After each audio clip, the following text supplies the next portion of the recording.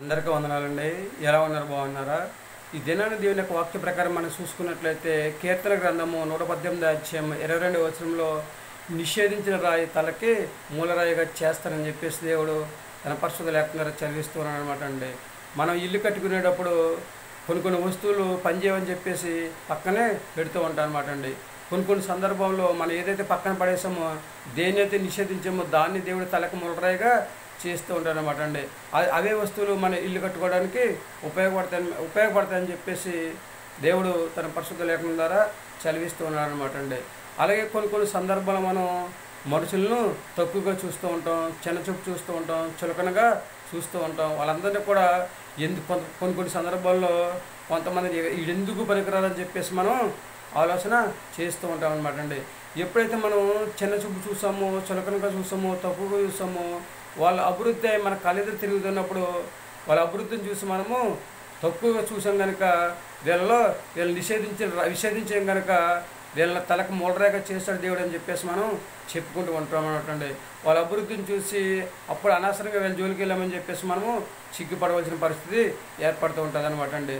చూడండి, లోకస్ వార్తలో పరిసేయుడు శంకర్ గారి విషయంలో మనం చూసుకున్నట్లయితే శంకర్ గారిని పరిసేయుడు తక్కువగా చూసినట్లుగా మనము చూస్తూ ఉన్నాం అనమాట అండి.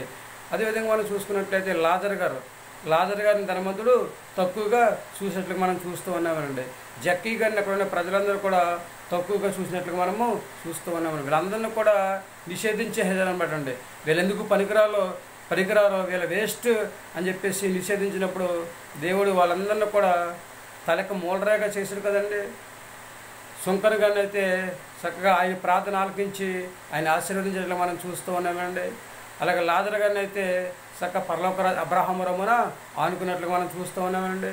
జక్కీ గారిని అయితే జక్కీ గారి ఇంటికి దేవుడు రక్షణ పంపించి ఇతను కూడా అబ్రహాము కుమారుడని చెప్పేసి ఆశీర్వదించినట్లుగా మనం చూస్తూ ఉన్నాం అనమాట అండి. కాబట్టి మనం ఎవరిని కూడా సులకనగా చూడకుండా, చిన్నచూపు చూడకుండా, తక్కువగా చూడకుండా ప్రతి ఒక్కరితో సమాధానంగా ఉండాలి, నెమ్మదిగా ఉండాలి, మంచిగా మాట్లాడాలి, మంచి ప్రేమ కలిగి జీవించాలి, మంచి సమర్పణ జీవితం కలిగి ప్రతి ఒక్కరితో నడుచుకున్నట్లయితే మనకి ఏ బాధ ఉండదన్నమాట అండి. మనం ఎవరి జోలికి వెళ్లకుండా ఉంటే మన జోలికి ఎవరో రారనమాట అండి. ఒక పొరపాటున ఎవరైనా మన జోలికి వస్తే సర్వశక్తి గల దేవుడు ఆకాశం నుండి చూసి ఊరుకునే దేవుడు కాదనమాట అండి. మనం ఏం చేయాలంటే ఎవరి జోలికి వెళ్లకుండా మన పని మనం చేసుకుంటూ చక్కగా ప్రార్థన చేసుకుని మన జీవితాన్ని మనం జీవించగలిగితే కనుక అంతకు మించిన మహాభాగ్యం మరొకటే లేదనమాట అండి. ఎవరైతే పరుల జోలికి వెళ్లకుండా వాళ్ళ పనాలు చేసుకుంటూ చక్కగా చేతనైతే ఇతరులకు ఎవరైతే సహాయం చేస్తూ ఉంటారో వారందరూ కూడా దేవుడు దీవిస్తూ ఉంటాడు, ఆశీర్వదిస్తూ ఉంటాడు, అభివృద్ధి చేస్తూ ఉంటాడు అనమాట అండి. మనం ఎవరిని కూడా నిషేధించకుండా అందరితో ప్రేమ కలిగి జీవిద్దామా, సమాధానంగా ఉందామా, చక్కగా అందరితో మంచిగా మాట్లాడదామా, మనలో ఉన్న అసూయ, ద్వేషం, పగ, అలాగే ఇవన్నీ కూడా తీసివేసుకుని కక్షలు ఇవన్నీ కూడా తీసివేసుకుని అందరితో హాయిగా జీవించే యోగ్యతను కలిగి ఉందామండి. ఎందుకంటే దేవుడు ఈ శత్రువులు ఎదుట మీకు భోజనాన్ని సిద్ధం చేస్తూ ఉంటాడు అనమాట అండి. సిద్ధం చేస్తానని చెప్పేసి దేవుడు చెప్తున్నాడు కనుక ప్రతి ఒక్కరూ కూడా ఎవరిని కూడా నిషేధించకుండా ఎవరి పనులు చేసుకుంటూ దేవుడి మాట వినండి, దేవుని యొక్క ఆశీర్వాదాన్ని పొందుకోండి, దేవుని నామ మహిమ జీవించండి, దేవుని నామాన్ని గణపరచండి. పొరపాటుని ఎవరినైనా సరే నిషేధించినట్లయితే వాళ్ళని తలకు మూలరేఖ చేసి మన కళ్ళెదురకుండా తిరిగేలా చేసి మనం ఎవరినైతే నిషేధించామో వాళ్ళందరి యొక్క అభివృద్ధి చూసి మనమే చిన్న చూపు చూసే పరిస్థితి వచ్చినప్పుడు మనం వాళ్ళ అభివృద్ధిని చూసి మనమే సిగ్గుపడవలసిన పరిస్థితి వస్తూ ఉండదు. కనుక మనం ఎవరి జోలికి వెళ్లకుండా దేవుని నామములో ప్రార్థన చేసుకుని చక్క దేవుని యొక్క ఆశీర్వాదాన్ని పొందుకుని భూమి మీద హాయిగా జీవిద్దామండి. ఏమంటారు? మీ ఆలోచన మీదే.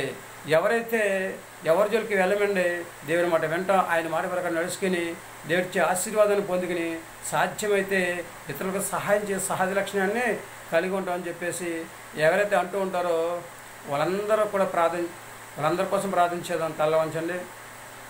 మహాపరుషుని పరలోకపుదాన్ని నీ ఘనమైన పదాలు ఎక్కడైనా స్తుతిస్తారు. బిడ్డలందరూ కూడా దీవించండి, ఆశీర్వదించండి.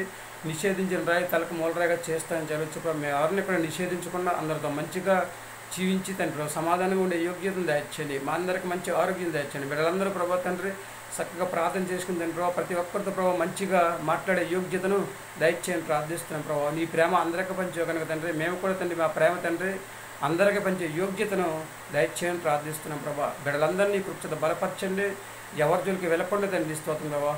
జీవించే మన ఎవరి పనులు చేసుకుంటూ తండ్రిస్తుంది ప్రభావ. ముందుకు సాగిపోయే యోగ్యతను దయచేయండి, సాధ్యమైతే ప్రవహిస్తుంది ఇతరులకు సహాయం చేసి సహజ లక్షణం తండ్రి ప్రతి ఒక్కరు కలిగి ఉండే యోగ్యతను దయచేయమని మరొకసారి బిడ్డలందరినీ కూడా దీవించి ఆశీర్వదించి ఎవరికి కావాల్సిన సహా వరకు దయచేయమని మా ప్రార్థనలకు ఇస్తాను, మా ప్రార్థనలకు ప్రతిఫలం దయచేయని మా కనుక తరగని యేసుక్రీస్తు ప్రేమ నమ్మని వేడుకుంటున్నాం తండ్రి. ఆమేన్. అందరికీ వందనాలండి. త్రియక దేవుని ఆశీర్వాదం మీకు తోడుగుడును గాక. దేవుడు మిమ్మల్ని దీవించి ఆశీర్వదించను గాక. ఆమేన్.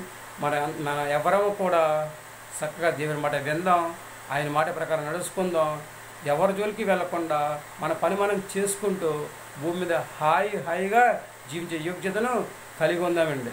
ఏమంటారు?